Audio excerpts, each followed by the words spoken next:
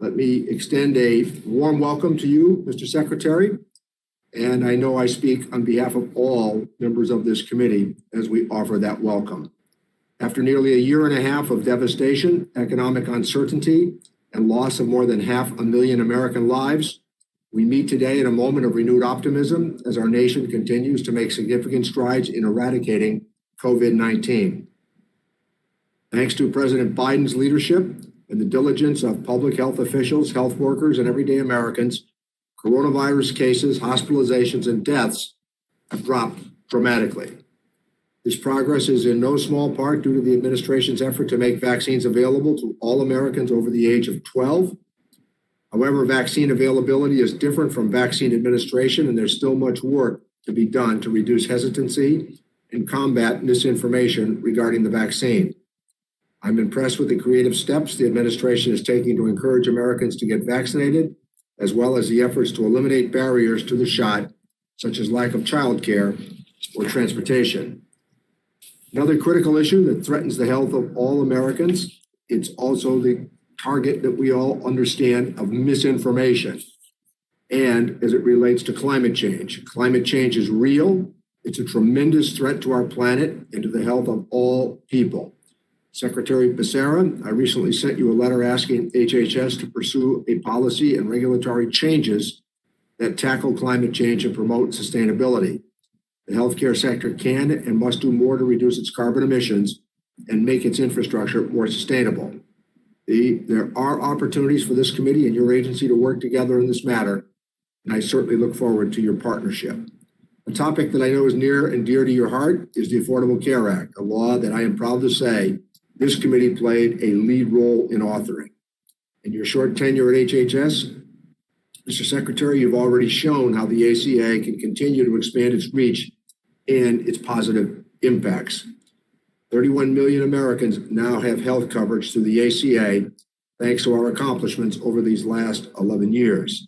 And more than 1 million additional people in our country gained coverage through the marketplaces over the last 4 months. There's still more work to be done. For example, 12 states still have not adopted the law's Medicaid expansion, leaving millions of vulnerable people without coverage for, in many cases, purely political reasons. I'd like to hear your thoughts on how we can ensure everyone who needs coverage gets it. I was pleased that we recently improved the advanced premium tax credit to help people afford their plans, but we need to make these investments permanent. That's the kind of action we can take to grow the insured population and to help those who are covered thanks to the ACA stay covered. While the Affordable Care Act certainly has helped reduce Americans' health care costs, many people still fall victim to surprise medical billing, unexpectedly facing exorbitantly high charges for their care. At the end of last year, Congress acted to address this crisis with the passage of bipartisan legislation to protect patients from these surprise bills. I certainly want to thank Ranking Member Brady as we work together to ensure that the solution that Congress ultimately came up with was a balanced approach centered around strong consumer protections. Now it is up to HHS to implement the law, and I know and hope that you will work closely with us as you proceed. Another area where your agency must take urgent action is nursing home safety and quality. The pandemic's horrific impact on these facilities laid bare the longstanding problems and challenges that exist in that industry. I spoke with your predecessor many times about this topic and sent him a number of letters on the matter. Unfortunately, there was too little reform. I'm counting on you to make the necessary regulatory changes as Congress legislates.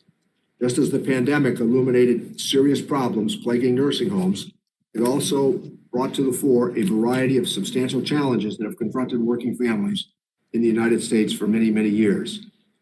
A lack of paid leave and inadequate access to affordable, quality child care are issues that existed long before COVID struck. Ways and Means Democrats recently released the Building an Economy for Families Act. Our draft proposal is to make sure the economy works for working families. HHS will be responsible for implementing many of the policies we put forward, and I know we can count on you to prioritize these changes that will make our economy stronger, more inclusive, and more resilient. And lastly, let me address an issue that touches every single topic that I've raised this morning, and it's one that I know you and the President care deeply about. That topic is equity. The Ways and Means Committee has become a leader in attempting to address these inequities in our healthcare system and society more broadly. Pleased that we've done quite a bit of bipartisan work on the matter, and I commend our committee members from both sides of the aisle who have led our rural and underserved communities healthcare task force, as well as those who lead our racial equity initiative. One specific equity-related matter I know that we want to raise, and that is the need to increase diversity in our physician workforce. I'd like to get your commitment to support a pipeline to practice program that would grow the number of minority doctors in the United States. This issue requires urgent attention, and I plan to introduce legislation on this in the near future. I know my comments have covered a lot of ground, but in truth, they've only begun to scratch the surface of the myriad challenges confronting our nation and your agency in particular. I am pleased to see such an esteemed Ways and Means alum at the head of the HHS at this pivotal time. I look forward to your partnership as we work together to improve the health and well-being of the American people.